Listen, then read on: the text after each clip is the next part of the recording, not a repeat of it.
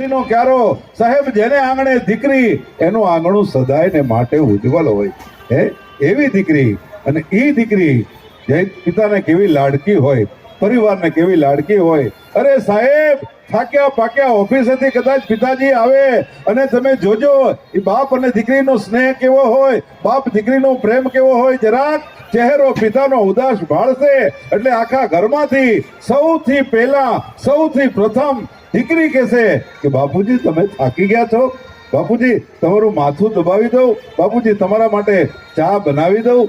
એવો કોઈ લાડનો ખજાનો હોય અને એ દીકરીના ચોરીના 4 મંગળ ફેરા નહીં જ્યારે તૈયારી થતી હોય કારણ કે દીકરી છે એ આખા પરિવારને લાડકી હોય અને એમાંય બાપ અને દીકરીનો કદાચ આપણો પ્રસંગ કેવો હોય સાહેબ નાનું એવું નાવડું છે નાવની માલમાં 10 થી 15 મુસાફિર છે ધીરું ધીરું ધીરું નાવડું હાલ્યું જાય છે 8 વર્ષની દીકરી છે અને કુદરતને કરવું કે દરિયામાં તોફાન આવ્યું હલક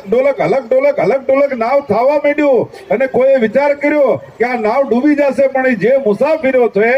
એના કાળજામાં ભય લાગી કે આ નાવ ડૂબી જશે અને બધાને ડર લાગ્યો ભય લાગ્યો અને બધાએ બીવા માંડ્યા છે પણ દીકરી છે 8 વર્ષની આનંદથી કિલોરથી આમથી આમ રમે છે એટલે કોઈએ પૂછ્યું કે બેટા આ નાવ ડૂબવાનું છે